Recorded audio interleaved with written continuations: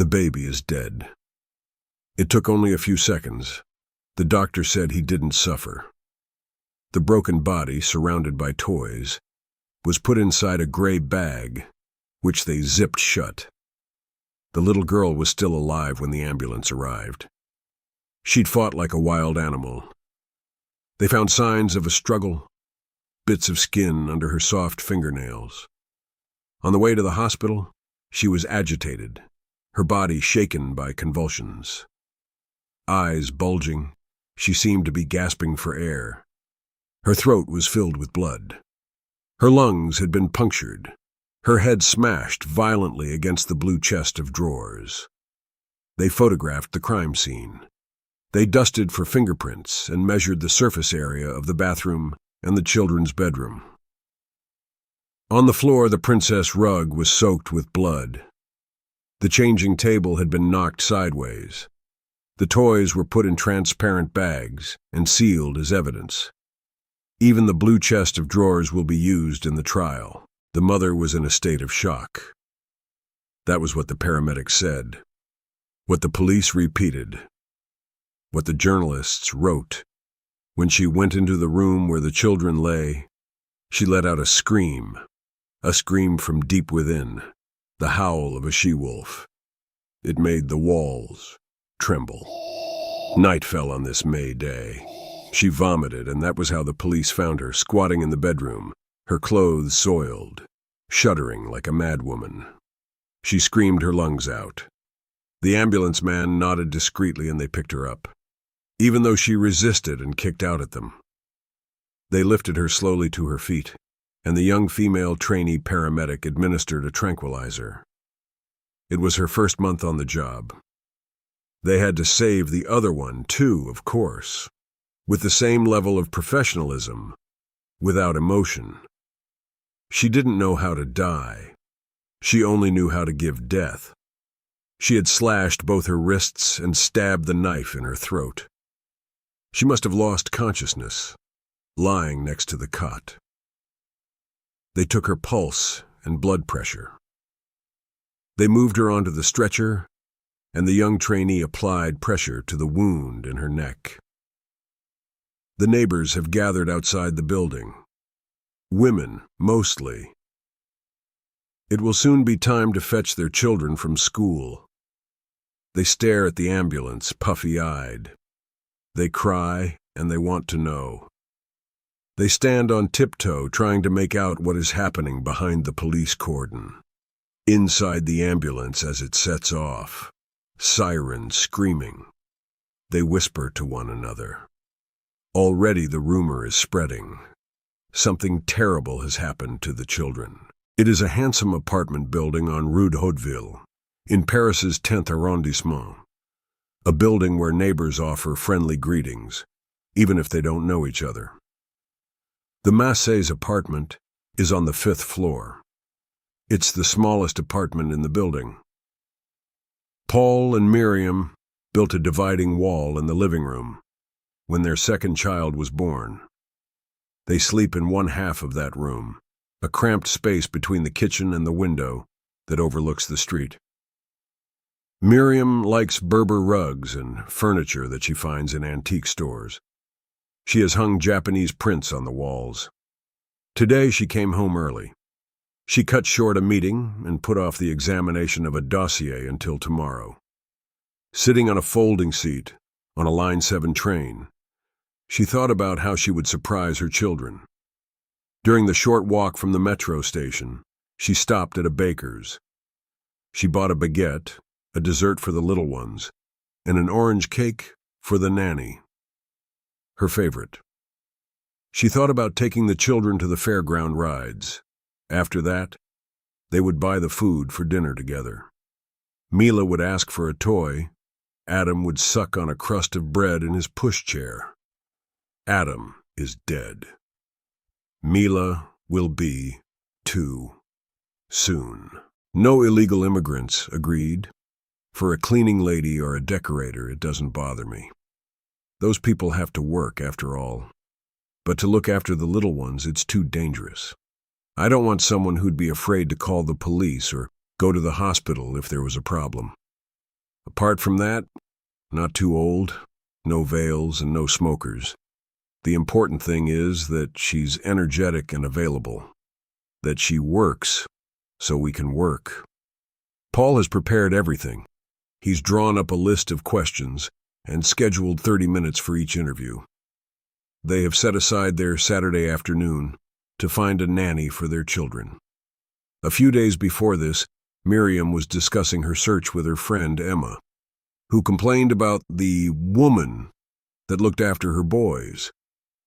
The nanny has 2 sons here, so she can never stay late or babysit for us. It's really not practical. Think about that when you do your interviews. If she has children, it'd be better if they're back in her homeland. Miriam thanked her for the advice, but in reality, what Emma said had upset her. If an employer had spoken about her or one of her friends in that way, she would have cried discrimination. To her, the idea of ruling a woman out of a job because she has children is terrible. She prefers not to bring the subject up with Paul. Her husband is like Emma, pragmatic, someone who places his family and his career above all else. That morning they went to the market together, all 4 of them.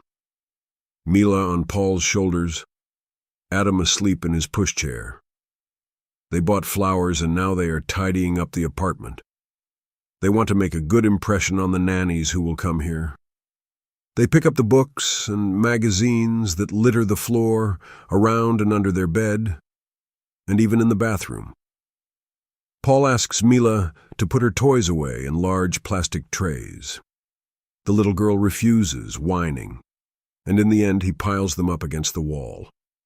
They fold the children's clothes, change the sheets on the beds. They clean, throw stuff away, try desperately to air this stifling apartment. They want the nannies to see that they are good people, serious, orderly people who try to give their children the best of everything. The nannies must understand that Miriam and Paul are the ones in charge here. Mila and Adam take a nap. Miriam and Paul sit on the edge of their bed, anxious, uncomfortable. They have never entrusted their children to anyone before. Miriam was in her last year at law school when she became pregnant with Mila. She graduated 2 weeks before the birth. Paul was getting more and more work placements, full of that optimism that had drawn Miriam to him when they first met. He was sure he'd earn enough money for both of them. Certain that despite the financial crisis, despite budget restrictions, he would forge a career in the music industry. Mila was a fragile, irritable baby who cried constantly. She didn't put on weight, refusing her mother's breast and the bottles that her father prepared. Leaning over the crib, Miriam forgot that the outside world even existed. Her ambitions were limited to persuading this puny, bawling infant to swallow a few ounces of milk. Months passed without her even realizing. Paul and she were never separated from Mila. They pretended not to notice as their friends got annoyed, whispering behind their backs that a baby has no place in a bar or a restaurant. But Miriam absolutely refused to consider using a babysitter. She alone was capable of meeting her daughter's needs. Mila was barely 18 months old when Miriam became pregnant again. She always claimed it was an accident. The pill is never 100%, she told her friends, laughing. In reality, that pregnancy was premeditated. Adam was an excuse not to leave the sweetness of home. Paul did not express any reservations. He'd just been hired as an assistant in a famous studio where he spent his days and nights, a hostage to the whims of the artists and their schedules. His wife seemed to be blooming, a natural mother. This cocooned existence, far from the world and other people, protected them from everything. And then time started to drag. The clock-like perfection of the family mechanism became jammed. Paul's parents, who had got into a routine of helping them after Mila's birth, began to spend more and more time at their house in the country, where they were carrying out major repairs. 1 month before Miriam's due date, They organized a 3-week trip to Asia and didn't tell Paul until the last minute. He took offense, complaining to Miriam of his parents' selfishness, their irresponsibility. But Miriam was relieved. She couldn't stand having Sylvie under her feet. She would smile as she listened to her mother-in-law's advice. She would say nothing when she saw her rummaging inside the fridge, criticizing the food she found there. Sylvie bought organic salads. She made meals for Mila, but left the kitchen in a disgusting mess. Miriam and Sylvie never saw eye to eye on anything, and the apartment was filled with a dense, simmering unease that threatened at any moment to break into open warfare. In the end, Miriam told Paul, "Let your parents live their lives. They're right to make the most of their freedom." She didn't realize the magnitude of the task she had taken on. With 2 children, everything became more complicated. Shopping, bath time, housework, visits to the doctor. The bills piled up. Miriam became gloomy. She began to hate going to the park. The winter days seemed endless. Mila's tantrums drove her mad. Adam's first burblings left her indifferent. With each passing day, she felt more and more desperate to go out for a walk on her own. Sometimes she wanted to scream like a lunatic in the street. "They're eating me alive," she would think. She was jealous of her husband. In the evening, she stood by the door in a frenzy of anticipation, waiting for him to come home. Then she would complain for an hour about the children screaming, the size of the apartment, her lack of free time. When she let him talk and he told her about epic recording sessions with a hip-hop group, she would spit. "You're lucky." He would reply, "No, you're the lucky one. I would love to see them grow up." No one ever won when they played that game. At night, Paul lay beside her, sleeping the deep, heavy sleep of someone who has worked hard all day and deserves a good rest. Bitterness and regret ate away at her. She thought about the efforts she had made to finish her degree, despite the lack of money and parental support. The joy she had felt when she was called to the bar. The first time she had worn her lawyer's robes, and Paul had taken a picture of her, smiling proudly outside their apartment building. For months she pretended she was okay. Even to Paul, she didn't dare admit her secret shame. How she felt as if she were dying, because she had nothing to talk about but the antics of her children and the conversations of strangers overheard in the supermarket. She started turning down dinner invitations, ignoring calls from her friends.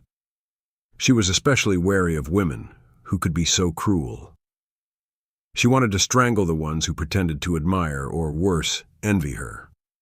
She couldn't bear listening to them anymore, complaining about their jobs, about not seeing their children enough. More than anything, she feared strangers. The ones who innocently asked what she did for a living, and who looked away when she said she was a stay-at-home mother. One day, after doing the shopping in Monoprix on Boulevard Saint-Denis, she realized that she had, without meaning to, stolen a pair of children's socks. She dropped them in the pushchair and forgotten about them. She was a few yards from home, and she could have gone back to the shop to return them. But she decided not to. She didn't tell Paul. It was not an interesting subject, and yet she couldn't stop thinking about it. After that incident, she would regularly go to Monoprix and hide things inside her son's pushchair. Some shampoo or lotion or a lipstick that she would never use. She knew perfectly well that if the security guard stopped her, she would just have to play the part of a stressed-out mother and they would probably believe her. There was something hypnotic about those pathetic little thefts. Alone in the street sometimes, she would laugh with the feeling that she was taking the whole world for a ride. When she bumped into Pascal one day by chance, she saw it as a sign.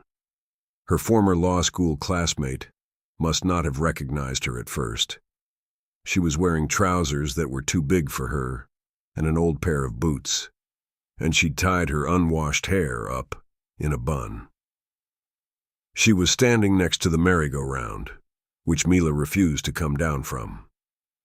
"This is your last go," she repeated each time her daughter, gripping tightly onto a horse, passed her with a wave. She looked up. Pascal was smiling at her, arms outstretched to signify his joy and surprise. She smiled back, hands clinging to the pushchair handle. Pascal didn't have much time, but as luck would have it, his next meeting was close to where Miriam lived. "I have to go home anyway," she told him. "Shall we walk together?" Miriam grabbed hold of Mila, who gave an ear-splitting scream. She refused to budge, but Miriam stubbornly kept smiling, pretending that the situation was under control. She couldn't stop thinking about the old jumper she was wearing under her coat and how Pascal must have seen its frayed collar. She frantically rubbed at her temples, as if that were enough to neaten her dry, tangled hair. Pascal seemed oblivious to all this. He told her about the law firm he'd set up with two friends from their year, the difficulties and pleasures of starting his own business. She drank in his words. Mila kept interrupting, and Miriam would have given anything to shut her up. Without breaking eye contact with Pascal, she searched in her pockets, in her bag, to find a lollipop, a sweet, anything at all that might buy her daughter's silence. Pascal barely glanced at the children. He did not ask their names. Even Adam, asleep in his pushchair, his face peaceful and adorable, did not seem to have any effect on him. "Here we are." Pascal kissed her on the cheek. He said, "I'm very glad I got to see you again," and he went into the building. The heavy blue door slammed shut, and Miriam jumped. She began to pray silently. There in the street, she felt so desperate that she could have thrown herself to the ground and wept. She had wanted to hang on to Pascal's leg, to beg him to take her with him to give her a chance. Walking home, she felt utterly dejected. She looked at Mila, who was playing calmly. She gave the baby a bath and thought to herself that this happiness, this simple, silent, prison-like happiness, was not enough to console her. Pascal had probably made fun of her. Maybe he'd even called a few of their former classmates to tell them about Miriam's pathetic life and how she has lost her looks and didn't have the brilliant career we all expected. All night, imaginary conversations gnawed at her brain. The next day, she had just got out of the shower when she heard her phone buzz. A text from Pascal. "I don't know if you have any plans to become a lawyer again, but if you're interested, give me a call." Miriam almost howled with joy. She started jumping around the apartment and kissed Mila, who asked her, "What's going on, Mama? Why are you laughing?" Later, Miriam wondered whether Pascal had sensed her despair, or whether, quite simply, he couldn't believe his luck. Bumping into Miriam Sharfa, the most dedicated student he had ever met. Maybe he thought he was doubly blessed to be able to hire a woman like her and to bring her back to the courtroom where she belonged. Miriam spoke to Paul about it, and she was disappointed by his reaction. "I didn't know you wanted to work," he shrugged. That made her furious, more than it should have done. The conversation quickly descended into mudslinging. She called him an egotist. He described her behavior as thoughtless. "You're going to work? Well, that's fine.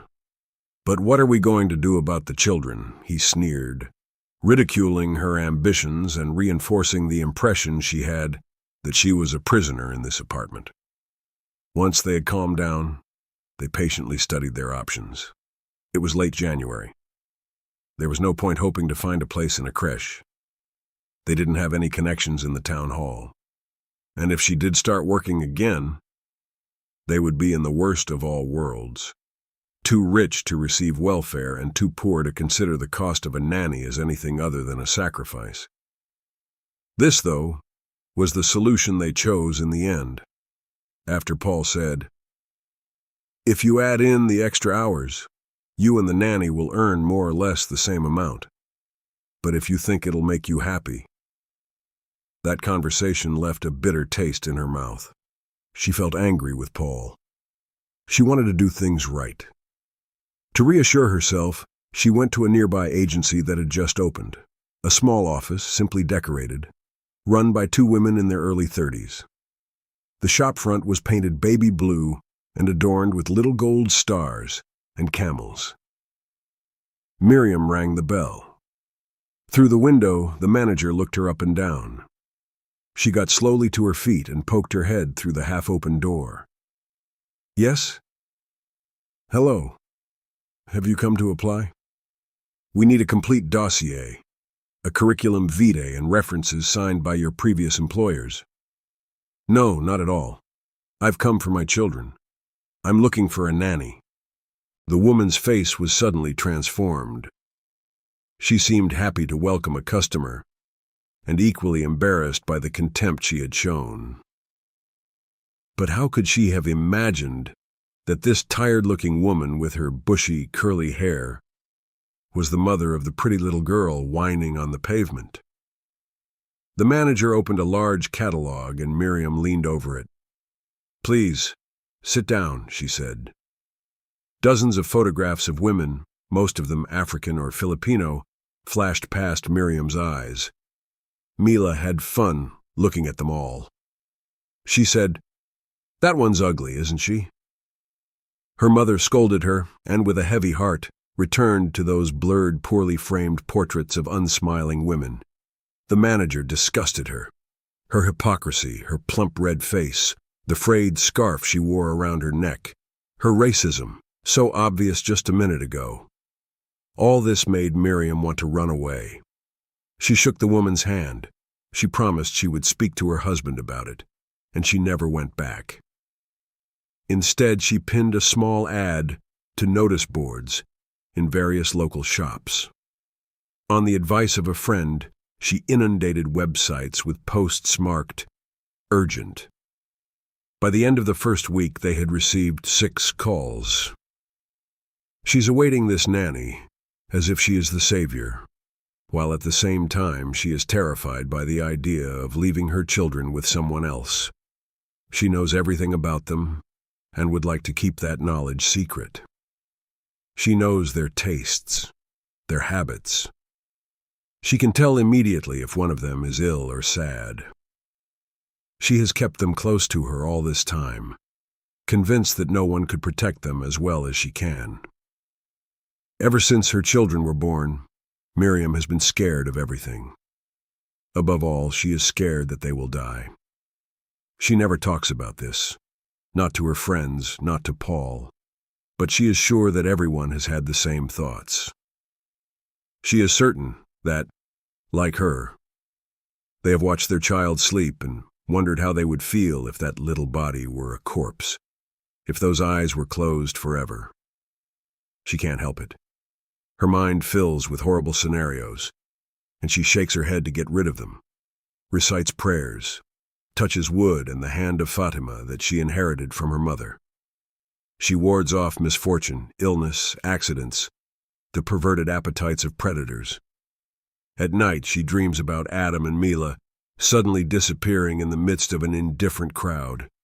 She yells, "Where are my children?" And the people laugh. They think she's crazy. She's late. Not a good start. Paul is growing impatient. He heads over to the front door and looks through the spy hole.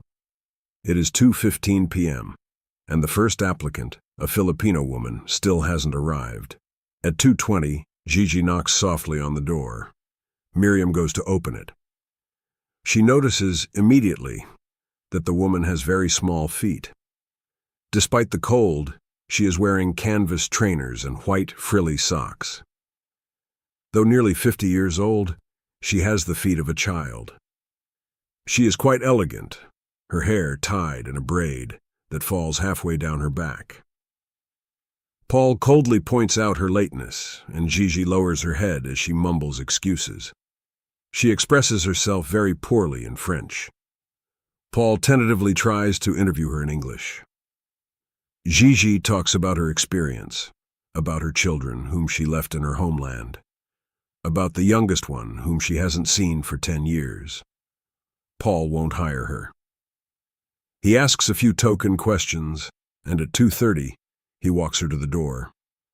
"We'll call you, thank you." After that, there is Grace, a smiling, undocumented immigrant from the Ivory Coast. Caroline, an obese blonde with dirty hair, who spends the interview complaining about her backache and her circulation problems. Malika, a Moroccan woman of a certain age, who stresses her 20 years of experience and her love of children. Miriam had been perfectly clear. She does not want to hire a North African to look after the children. It'd be good, people told her. Try to convince Paul. She could speak Arabic to them since you don't want to. But Miriam steadfastly refuses this idea. She fears that a tacit complicity and familiarity would grow between her and the nanny, that the woman would start speaking to her in Arabic, telling Miriam her life story, and soon asking her all sorts of favors in the name of their shared language and religion. She has always been wary of what she calls immigrant solidarity. Then Louise arrived. When she describes that first interview, Miriam loves to say that it was instantly obvious, like love at first sight. She goes on about the way her daughter behaved. It was Mila who chose her, she likes to make clear. Mila had just woken from her nap, dragged from sleep by her brother's ear-splitting screams. Paul went to fetch the baby and came back with the little girl, following close behind, hiding between his legs. Louise stood up. As Miriam describes this scene, she still sounds fascinated by the nanny's self-assurance. Louise delicately took Adam from his father's arms and pretended not to notice Mila. "Where's the princess? I thought I saw a princess, but she's disappeared."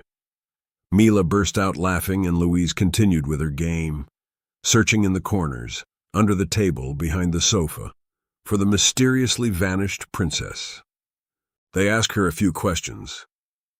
Louise says that her husband is dead, that her daughter Stephanie is grown up now, nearly 20. I can hardly believe it, and that she is always available. She gives Paul a piece of paper containing a list of her former employers. She talks about the Rouvier family, who are at the top of the list. I stayed with them for a long time. They had 2 children, too. 2 boys. Paul and Miriam are charmed by Louise, by her smooth features, her open smile, her lips that do not tremble. She appears imperturbable. She looks like a woman able to understand and forgive everything. Her face is like a peaceful sea, its depths suspected by no one. That evening, they phoned the couple whose number Louise had given them. A woman answered, a little coldly. As soon as she heard Louise's name, her tone changed. "Louise, you're so lucky to have found her. She was like a second mother to my boys. It was heartbreaking when we had to let her go. To be perfectly honest, I even thought of having a 3rd child at the time, just so we could keep her." Louise opens the shutters of her apartment. It's just after 5 in the morning, and outside, the street lamps are still lit. A man walks along the street, staying close to the walls to avoid the rain. The downpour lasted all night. The wind whistled in the pipes and invaded her dreams. The rain seems to be falling horizontally now, so it can hit the building's facade and the windows with full force. Louise likes looking outside. Just across the road, between 2 sinister buildings, is a little house surrounded by a bushy garden. A young Parisian couple moved there at the start of the summer, and on Sundays, their children play on the swings and help weed the vegetable garden. Louise wonders what they're doing in this neighborhood. She shivers from lack of sleep. With the tip of her fingernail, she scratches the corner of the window. Even though she cleans it zealously twice a week, the glass always looks murky to her, covered in dust and black smears. Sometimes she wants to clean the panes until they shatter. She scratches harder and harder with her index finger, and her nail breaks. She puts her finger in the shower and bites it to stop the bleeding. The apartment consists of only one room, which Louise uses as both bedroom and living room. She takes care every morning to fold up the sofa bed and put the black slipcover on it. She eats her meals at the coffee table, with the television on. Against the wall are piled some cardboard boxes. They contain perhaps the few objects that might give life to this soulless studio flat. To the right of the sofa is the photograph of a red-headed teenager in a sparkly frame. She has carefully spread out her long skirt and blouse over the sofa. She picks up the ballet pumps that she left on the floor, a pair she bought more than 10 years ago, but which she's taken such good care of that they still look new. They are patent leather shoes. Very simple, with square heels and a discreet little bow on top. She sits down and starts cleaning one, soaking a piece of cotton wool in a pot of makeup remover. Her movements are slow and precise. She cleans with furious care, completely absorbed in her task. The cotton wool is covered in grime. Louise brings the shoe over to the lamp placed on the pedestal table. When she is satisfied with the leather's shine, she puts the shoe down and picks up the second one. It's so early that she has time to fix the fingernails she broke when she was cleaning. She wraps a plaster around her index finger and paints the other nails with a very discreet pink varnish. For the first time, and despite the price, she had her hair dyed at the salon. She ties it in a bun off her neck. She puts on her makeup, and the blue eyeshadow makes her look older. She is so fragile, so slender, that from a distance you would think her barely out of her teens. In fact, she is over 40. She paces around the room, which seems smaller, more cramped than ever. She sits down, then stands up again almost immediately. She could turn on the television, drink some tea, read an old copy of the women's magazine that she keeps near her bed. But she is afraid of relaxing, letting the time slip past, surrendering to drowsiness. Waking up so early has left her weak, vulnerable. It wouldn't take much to make her close her eyes for a minute, and then she might fall asleep and she'd be late. She has to keep her mind alert, has to focus all her attention on this first day of work. She can't wait at home. It's not even 6 yet. She's going to be much too early. But she walks quickly to the Saint-Maur-des-Fossés suburban train station. It takes her more than a quarter of an hour to get there. Inside the carriage, she sits opposite an old Chinese man who sleeps curled up with his forehead pressed against the window. She stares at his exhausted face. At each station, she thinks about waking him. She is afraid that he will be lost, go too far, that he will open his eyes alone, at the terminus, and that he'll have to double back the way he came. But she doesn't say anything. It is more sensible not to speak to people. Once, a young girl, dark-haired and very beautiful, had almost slapped her. "What are you looking at, eh? Why the hell are you staring at me?" she yelled. When she arrives at the Auber station, Louise jumps down onto the platform. It's starting to get busy. A woman bumps into her while she's climbing down the stairs to the metro platform. She chokes on a sickening smell of croissant and burned chocolate. After taking Ligne 7 towards Opera, she gets off at the Poissonnière station. Louise is almost an hour early, so she sits at a table on the terrace of the Paradis, a charmless cafe with a view of the building's entrance. She plays with her spoon. She casts envious glances at the man to her right, who sucks his cigarette with his thick-lipped lecher's mouth. She would like to grab it from his hand and take a long drag. Unable to stand it any longer, she pays her bill and goes into the silent building. She decides to ring the doorbell in a quarter of an hour, and, in the meantime, she waits on a step between 2 floors. She hears a noise and barely has time to get to her feet. It's Paul hurtling downstairs. He's carrying his bike and wearing a pink helmet. "Louise?" Have you been here long? Why didn't you come in? I didn't want to disturb you. You wouldn't disturb us? On the contrary. Here. These are your keys, he says, taking a bunch from his pocket. Go ahead. Make yourself at home.